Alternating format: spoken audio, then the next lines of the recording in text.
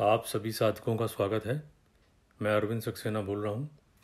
इस नए वाले वीडियो में मैं 10 महाविद्याओं के बारे में बताऊँगा। इसकी बैकग्राउंड के रूप में जो पुराने 2 वीडियो हैं, एक है भगवान का स्वरूप शिव शक्ति और बिंदु, तथा दूसरा है शक्ति शाक्त तंत्र की उत्पत्ति। ये आप लोग जरूर देख लीजिएगा, तो इसकी समझने में और ज़्यादा मजबूत पकड़ आएगी। तो मैं इस नए वाले वीडियो को प्रारंभ करता हूँ। इसमें मुख्य बात यह है कि जो बिंदु होता है, जो पराशक्ति और आदिशक्ति जो है वो वहाँ से बिंदु से उत्पन्न होती है। ये इसका रेफरेंस अगर तांत्रिक ग्रंथों में देखा जाए तो महाकाल संहिता में मिलता है। पराशक्ति जो है इसको आदिशक्ति भी कहते हैं, और ये स्वाभाविक शक्ति है परब्रह्म की या परम शिव की। ये शक्ति जो है पूरे संसार की रचना करती है, जो कि मैंने पहले भी पुराने वीडियो में बताया हुआ है कि शुद्ध सृष्टि और अशुद्ध सृष्टि का निर्माण करते हैं इसी से। और ये सारे एक एक चीज़ जितनी भी इस सृष्टि में होगी, दोनों सृष्टियों में, उसका पूरा निर्माण ये पराशक्ति ही करती है। ये उनको क्रिएट भी करती है, मेंटेन भी करती है और नष्ट भी कर देती है।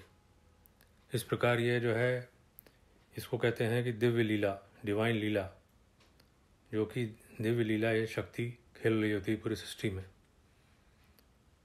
तो ये जो आदि शक्ति पराशक्ति है, इसके और भी कई सारे रेफरेंसेस आपको शास्त्रों में मिलेंगे, उनको भी जानना जरूरी है। उनमें सबसे मुख्य है ऋग्वेद में जो 10वां मंडल है उसका 125वां सूक्त, जिसको देवी सूक्त कहते हैं, या दूसरा नाम है उसका वागम्भृणी सूक्त। उसमें भी शक्ति तत्व का वर्णन है। तो उसको आप इसी पराशक्ति और आदिशक्ति का ही वर्णन समझिए। दूसरा रेफरेंस जो है श्वेताश्वतर उपनिषद में भी है। तीसरा अथर्वशीर्ष उपनिषद में है, और पुराण में मार्कंडेय पुराण में है, शिव पुराण में है। तो ये जो आदिशक्ति होती है, ये ही डिफरेंट टाइप्स की जो शक्तियाँ होती हैं उनको उत्पन्न करती है। ऐसा मैंने शक्ति और शाक्त तंत्र की उत्पत्ति के बारे में जब बताया वीडियो बनाया था, उसमें ये चीज़ बताई है। अब ये जो है, यही शक्ति जो है 10 महाविद्याओं की उत्पत्ति करती है। अब चूँकि ये इसमें 10 महाविद्याओं को इसलिए सबसे अधिक महत्व दिया जाता है क्योंकि ये बिंदु के की जो शक्ति पराशक्ति आदिशक्ति है, उसका सीधा समझ लीजिए कि उसका सीधा स्वरूप है ये। इसलिए इसकी उपासना करने से सीधे कुंडली जागृत होती है और सीधे यात्रा इस संसार से लेकर बिंदु तक हो जाती है। इसलिए इसका सबसे ज़्यादा महत्व साधकों के बीच में है, और ख़ासतौर पर जो शाक्त साधक हैं, शक्ति की साधना करते हैं, वो महाविद्या की साधना अनिवार्य रूप से करते हैं। अब ये 10 महाविद्याएँ हैं कौन? इनके नाम जो हैं काली, तारा, त्रिपुरा सुंदरी, भुवनेश्वरी, त्रिपुरा भैरवी, छिन्नमस्ता, धूमावती, बगलामुखी, मातंगी, कमलात्मिका या कमला भी कहते हैं इसे। इन 10 महाविद्याओं के रेफरेंसेस भी पुराणों में दिए हुए हैं, और यह है शिव महापुराण में दिया है। इनमें पहला रेफरेंस यहीं से आया है 10 महाविद्याओं का। दूसरा महाभागवत पुराण में भी दिया है। और 10 महाविद्याओं के रेफरेंसेस जो तंत्र साहित्य है उसमें भी जो दिया हुआ है, उनमें है मुख्य रूप से मुंडमाला तंत्र, चामुंडा तंत्र, शक्ति संगम तंत्र, महाकाल संहिता, मालिनी विजय तंत्र, तंत्रसार, नृत्य तंत्र, शाक्त प्रमोद। इनमें मुख्य रूप से इनका वर्णन है।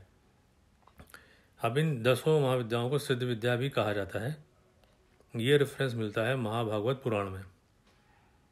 सिद्ध विद्या का मतलब ये होता है कि ये स्वयं में ही सिद्ध हैं, बस हमको इनको करना है, और हमको वो सिद्ध विद्या की वजह से हम सीधे चलते चले जाते हैं अपनी जो लक्ष्य है बिंदु, या समाधि कह लीजिए, वहाँ तक चले जाते हैं, इसलिए इसको सिद्ध विद्या कहा जाता है।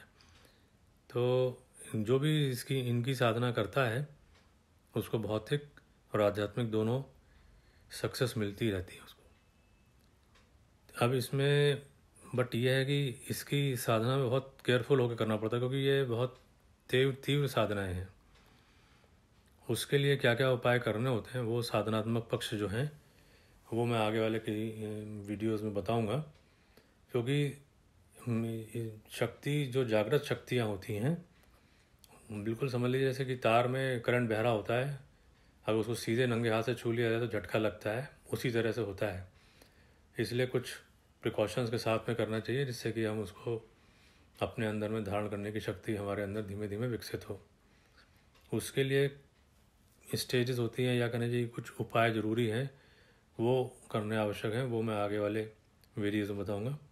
अब इसमें तो मैंने 10 महाविद्याओं की उत्पत्ति और उनके नाम और उनकी चीज़ों के और कहाँ उन रेफरेंसेस इसके बारे में बताया है।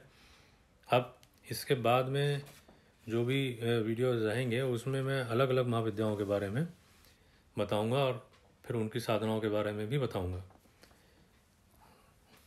आशा करता हूं कि आपको ये जानकारियाँ अच्छी लगी होंगी। बाकी आप लोग कमेंट करके बताइएगा। इस वीडियो को देखने के लिए आप सभी का धन्यवाद।